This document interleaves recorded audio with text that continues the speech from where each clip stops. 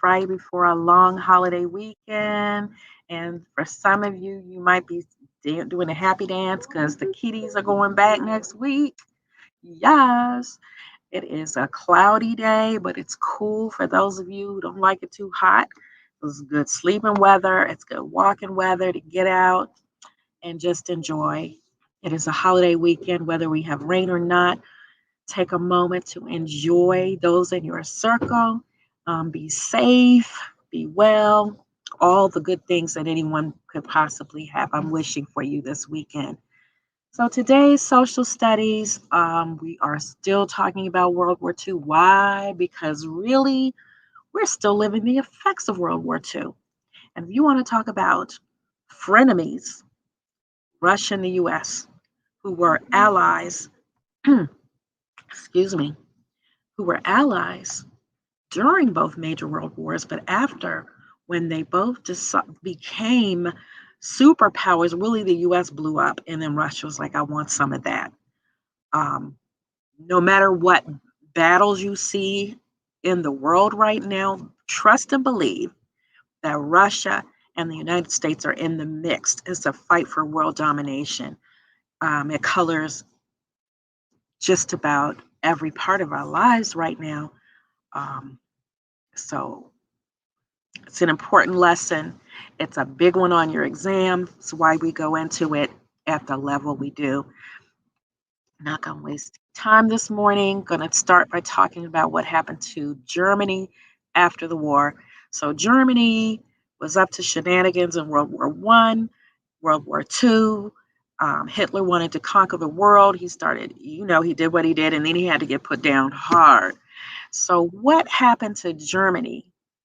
What happened to Germany after the war? Let's take a look. Because we said we can't, oh, very good. We said we cannot have Germany wilding out anymore like that.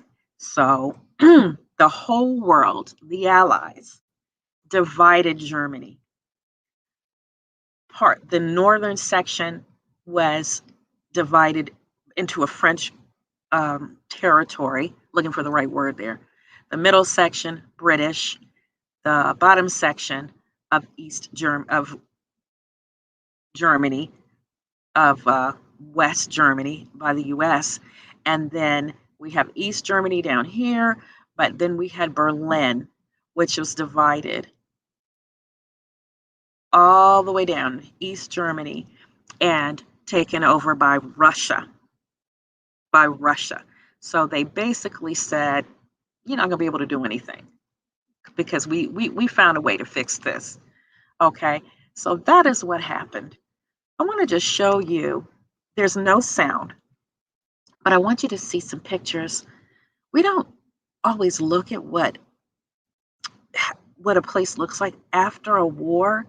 Well, this is Germany. There's no sound. This is Germany, devastated after World War II. Look at the kids playing on the leftover tanks. But just look at this. Everything just devastated.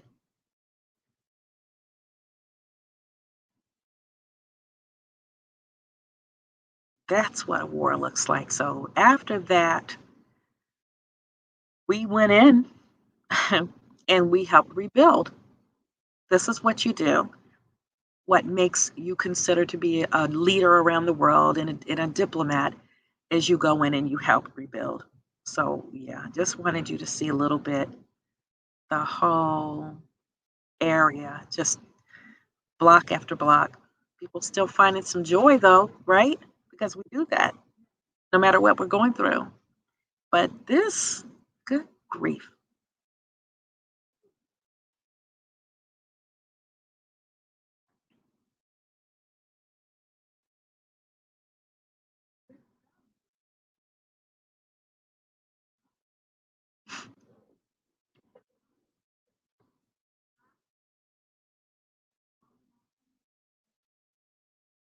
Mm-mm-mm. Block after block, block after block. I imagine that this is what some areas of our country look like right now after that hurricane. Just pure devastation everywhere you look. Okay. Just wanted you to get a little sense of that.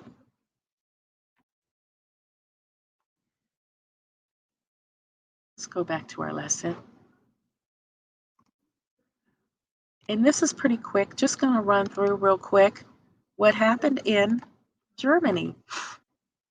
So let's blow this bad boy up all the way so we can see it clearly. So we're going to learn about the causes of the Berlin Blockade crisis of 1948. And then basically, Berlin is in Germany, East Germany, how Stalin, who was a dictator, and we know that dictators um, do not believe in democracy, do not allow the people to choose the leader. They do not have rights, freedom of speech, freedom of the press, things like that to go about their living. No. So Stalin was eventually forced to abandon the plan that could have cost the lives of thousands living in divided Berlin. Remember, Berlin is already divided up after the war, started another war. So this is what we did to Germany, right? All of that Russia. And this part of Germany became under Polish rule after Hitler tried to take Poland. So Russia had already disagreed with Britain and US about what should be done with Germany. So they'd split it into 4 zones, and there was disagreement about reparations. Again, the United States and Britain wanted Germany to recover economically, but the Russians gained the right to take 10% of the industrial equipment of West Germany and as whatever they wanted from their own zone in Eastern Germany. So remember, they had their zone in Eastern Germany, and somehow we made an agreement that they could take industrial equipment. So, okay. So the zones were divided. Britain, France, and America united their zones into a new country of West Germany, who became a US ally. And they made new money that would help encourage trade in local and international. And so then the next day, Stalin, dictator, cut off all the railroads and the roads linking West Berlin. And this was called the Berlin Blockade. The Soviet Union saw this as a crisis, saw this as an attempt to undermine their influence in Eastern Germany. So Stalin said he was defending the East Germany economy against new money.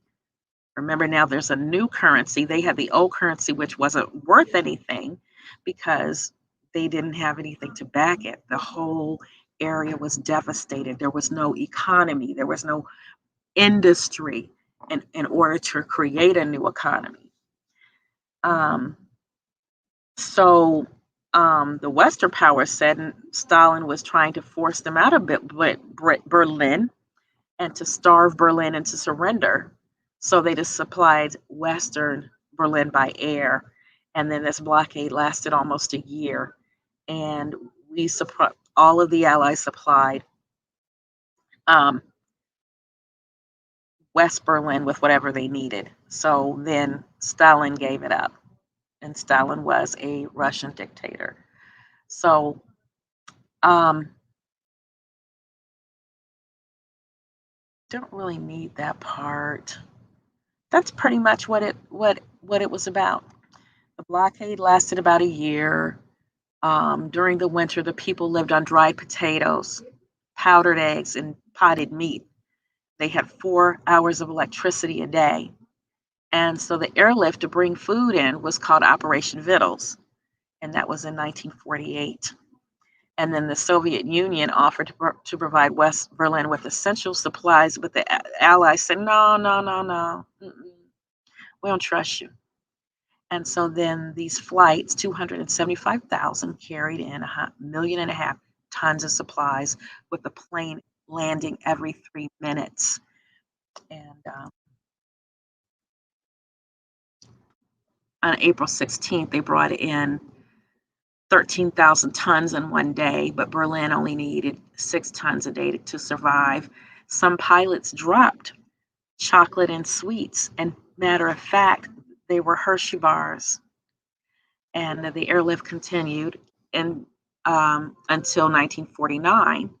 until they could build up a reserve of supplies. And the U.S. stationed B-29 bomber planes in Britain. Just saying, feeling froggy, Russia. I might have something for you, right?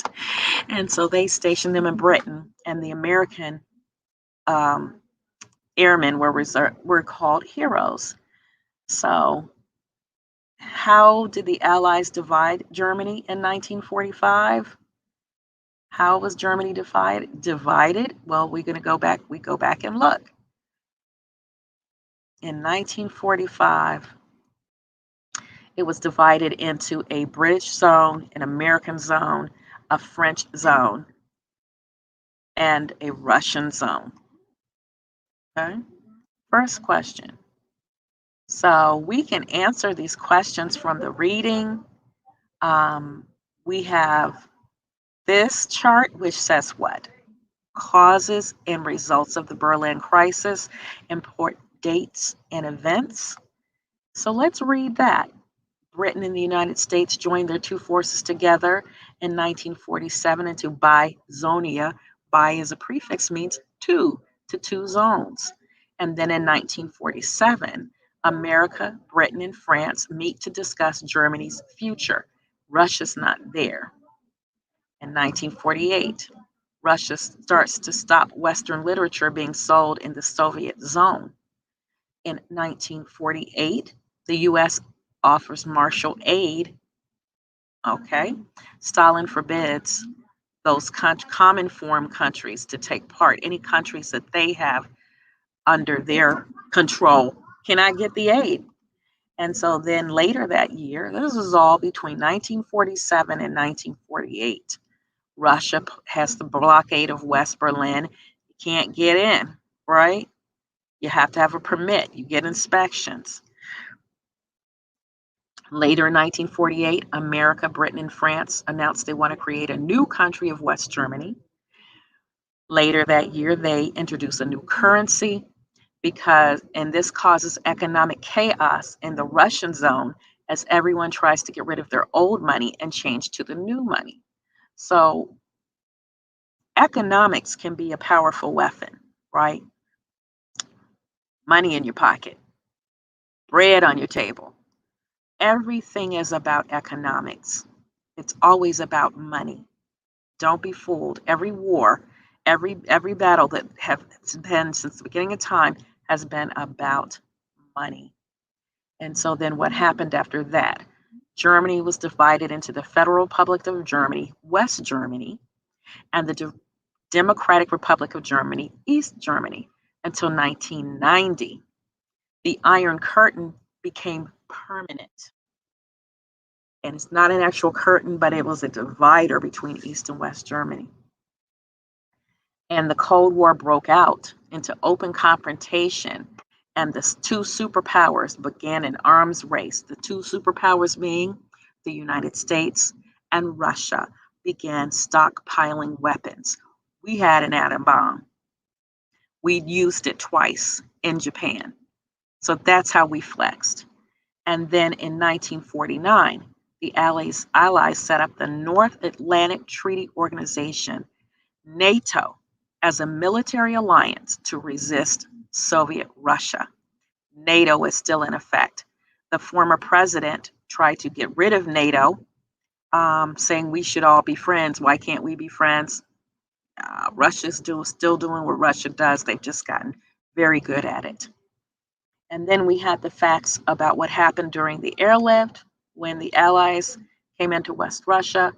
And so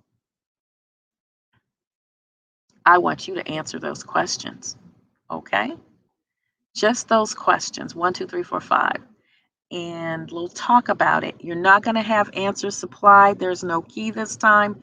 But if you can go back and take notes, find your question. How did the Allies divide Germany? Go back.